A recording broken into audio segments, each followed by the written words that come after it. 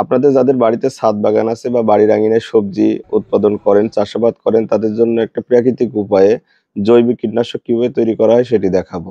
প্রথমত 1 litre fresh পানি আপনারা ঢেলে দিবেন।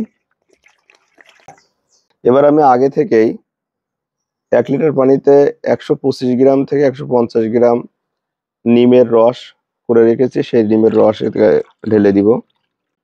এবার 5 থেকে 7 গ্রাম মতো হলুদের গুঁড়া। এবার এটা একটু ভালোভাবে মিশিয়ে নিব। এবার এই যে ছাঁকনি দিয়ে এটা ছেঁকে নিব। এবার আপনারা এই যে স্প্রে করার একটা মেশিন বাজার থেকে কিনবেন, এটা 25 থেকে 30 টাকা নিবে। এই যে তৈরি হয়ে গেছে প্রাকৃতিক উপায়ে জৈবিক কীটনাশক। সিম গাছ, বেগুন গাছ, টমেটো গাছ পাতা মুচড়িয়ে যায়, কুকড়িয়ে যায়, প্রতি সপ্তাহে 7 থেকে 10 দিন পর পর এটি স্প্রে করবেন। আসুন দেখাই।